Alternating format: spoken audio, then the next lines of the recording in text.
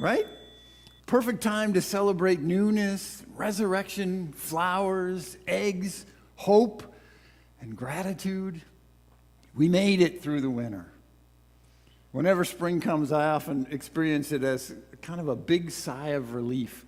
Some of the layers of heavy clothing come off and I can move a little more freely. Snow and ice finally give way to spiky green rockets shooting up out of the soil, which then begins a countdown to riotous color, followed by hyacinth ecstasy drifting on the wind like free hallucinogens, but much better. Little peeps begin to fill the No, not those peeps. Little peeps begin to fill the social media feeds of those who are lucky enough to have chickens. And for much of my life, that was me. I hatched my first chickens at age 8, and every year after that until college. My little brother hatched ducks, and my sister had geese. And every spring, we would fire up the incubator and fill it with eggs. Multicolored chicken eggs, larger, greasy-looking duck eggs, big, elegant goose eggs. Chicken eggs take about 21 days to hatch, and ducks take around 28, and geese average about 32 days, which meant that after 3 weeks of excited anticipation, we had nonstop awe and wonder for 11 or 12 days every spring. But you never get 100%. There are always some eggs that don't hatch. Sometimes there are stragglers that hatch a few days late, so we would wait until like 35 days, just to be sure. And there are always a few duds. And there was another reason to procrastinate turning off the incubator. No one wants to mess with those duds because they are literally rotten eggs, and rotten eggs can explode. And if any of that gets on you, I guarantee the smell will cost you your most recent meal. So this disposal task usually fell to my courageous mom, which is one more thing to be grateful for as Mother's Day approaches. So my mom would carry the whole incubator out into a field, and then she would gingerly throw each egg as far as she could without exerting too much stress on the shell. And one year she picked up the last egg, it was a duck egg, and as her wind-up brought it near her right ear, it peeped. She couldn't believe it, so it peeped again. She put it back in the incubator, took it back to the house, and plugged it back in. And a day later, mind you, this is almost 10 days after the normal duck incubation time, an odd little duckling hatched out like a boss. It was too much younger than its siblings to be raised with them, so it became a pet. And it was a pretty special little duckling, and I'll explain why in a few minutes. If you've ever seen birds hatch or watched a person being born, you've probably felt this deep sense of magic and mystery as they emerge. New life emerging. Well, this is all pretty well described by molecular biochemistry. So in that sense, it's not quote-unquote magical or mysterious at all. And therein lies the quandary and the opportunity of being alive at this time in the history of science knowledge.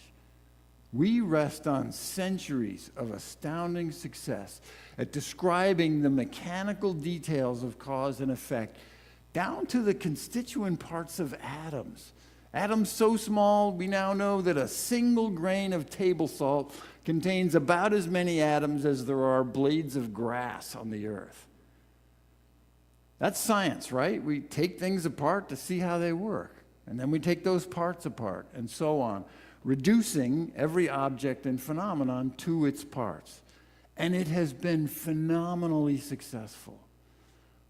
But some things, some really important aspects of reality, get lost when you reduce a whole system to its individual parts. For example, is surface tension a real thing?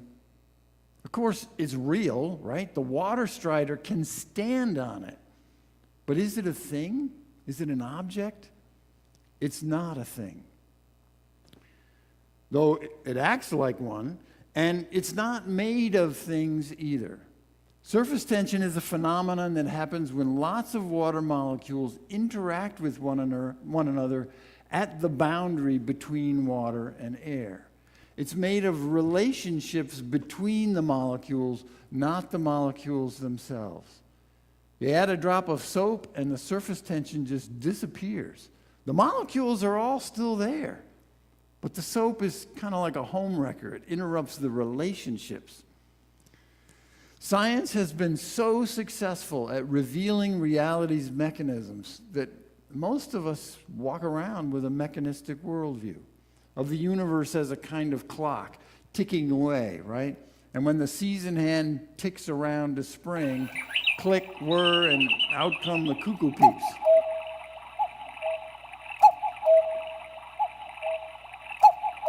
Are you done? Okay.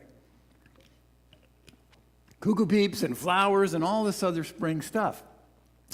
And this is why many of our traditionally religious neighbors and friends are wary and weary of science.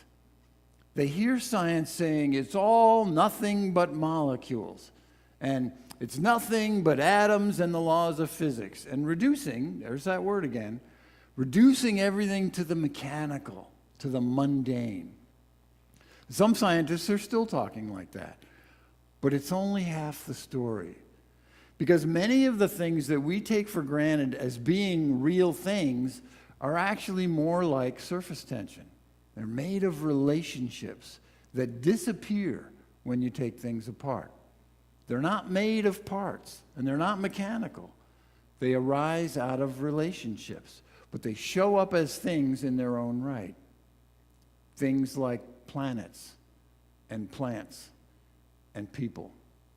And what I'm touching on here is the relatively new science of emergence, which studies properties of matter that aren't themselves matter, but that arise out of interactivity, out of relationships.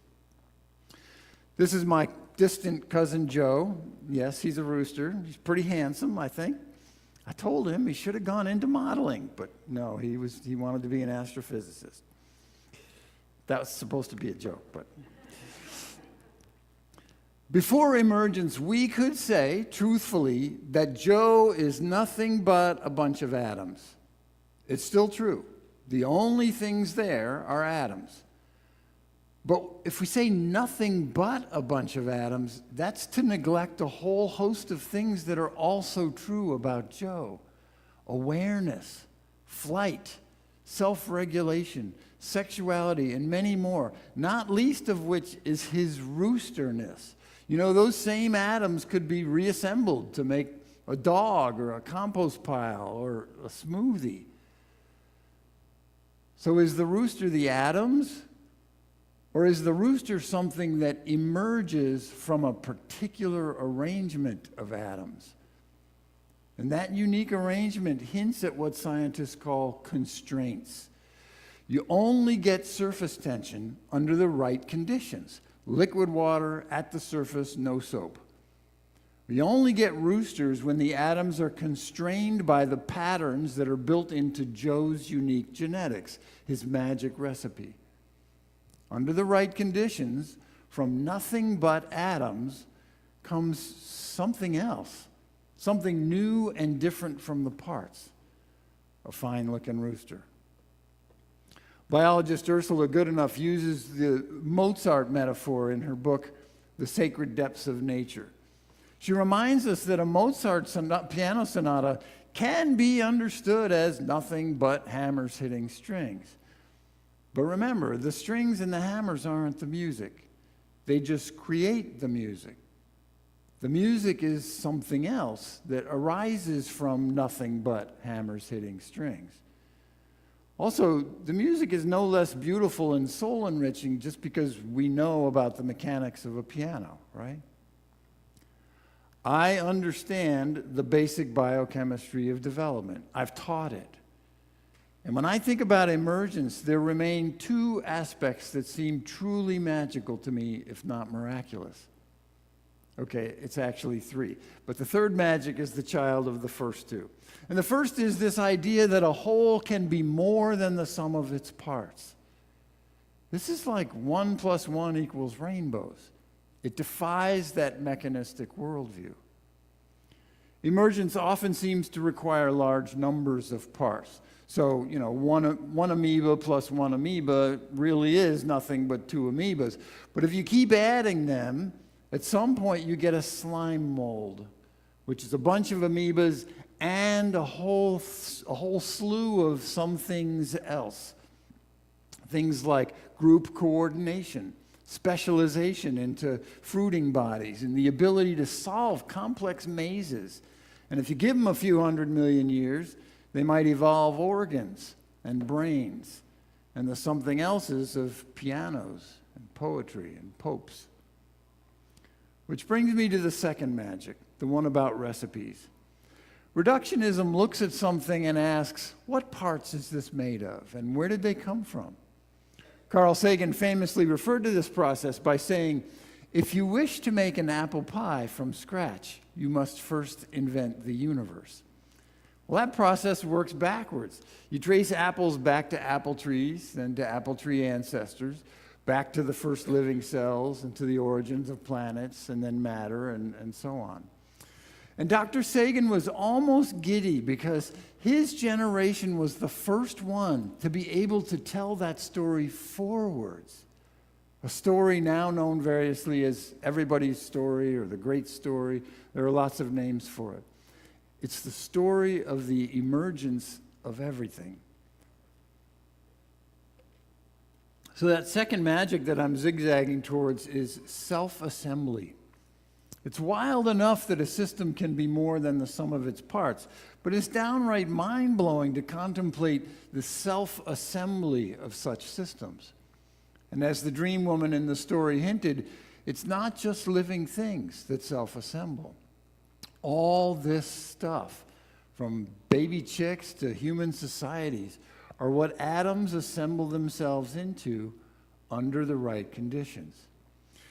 And here's where the two magics come together to offer a third, because we now know that the universe began with energy, insanely bright light, and nothing else. The first matter condensed out of that light during the first second of time. But there was no matter, no atoms there at the beginning. And as this great mystic and prophet revealed to us, matter is a form of energy, tremendously condensed. And it exhibits different properties from energy, emergent properties like mass and inertia and gravity. Energy is not a thing. Energy is potential. It's action. It's verbs. Even things aren't really things. Things emerged from energy, from actions, from light. Now, I lied to you a few seconds ago, a lie of omission. Light wasn't quite all there was there at the very beginning of time. There was also an invisible set of constraints, what we call the laws of physics. And in that first less than a second, and constrained by patterns built into reality, from nothing but energy emerged the something else of matter. There's nothing mundane about that. More like magical, to me at least. To make a 14 billion year long story short, everything in the universe is an emergent expression of energy, interacting with itself in increasingly complex and interesting ways. That light energy that came out of nothing at the beginning of time is the ultimate magic recipe. It's an everything seed from which it self-assembled an entire universe, constrained by physical laws, and in time built uncountable other self-assembling miracles like stars and galaxies, planets, and living things that eat sunlight and turn it into daffodils and ducklings and dignitaries. For me, the profound meaning of spring is that the miracle of emergence is popping up all around me, literally shooting up out of warm soil. Newborn oak leaves waving at me like little children. Wild turkey chicks wandering my neighborhood with their mothers. Millions of magic recipes all unfolding like little universes everywhere I look.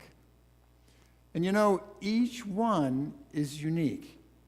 Every creature, every species that reproduces sexually, which is pretty much all the plants and animals, each individual is genetically unique. Every one of those seeds and eggs out there, every kidney bean in the bag is as different from each other as you and me. Each one can self-assemble into something completely new, a combination of traits the universe has never seen before. Speaking of unique individuals, there is a reason that odd duckling of ours took so long to hatch. We had two kinds of ducks running free on our farm, Rouens and Muscovies. Those aren't two different breeds. Those are two different species. She was a rare interspecies duckling and sterile. She was a mule duck. And when she started laying eggs, they didn't have yolks in them. They were just duck eggs filled with egg white. Just amazing. Spring is a time of year when we celebrate Passover, Easter, Earth Day, and Mother's Day, often right around each other. Spring holidays, celebrating miracles, freedom, resurrection, interdependence, and peace. In a universe built on relationships and the surprising something else's that can arise from them, all four holidays seem perfectly situated in springtime. In his song, Holy Now, Peter Mayer sings, "Wine from water is not so small, but an even better magic trick is that anything's here at all. Everything is holy now." Right now, right out there, new expressions of cosmic creativity that have never existed before are showing up for their brief time in the sun, on a lonely blue dot of a planet in a terrible vastness of mostly empty space. Get out there and soak it in. Watch seeds and eggs create something new, something wondrous, from nothing but atoms in relationship. Be reminded that this same magic lives and works inside you. Divine light from the beginning of time, expressing itself in and through you. Get your hands in the dirt. Plant some magic recipes. Do it with children and tell them about the magic, the uniqueness of each seed or egg. Heck, you can even eat some of these nasty things when they're on special and too cheap to pass up. For more fun, microwave them first. Just don't let spring come and go without letting it nourish you deep inside. Take spring to heart. You never know what something else might emerge from nothing but a relationship with nature. May it be so.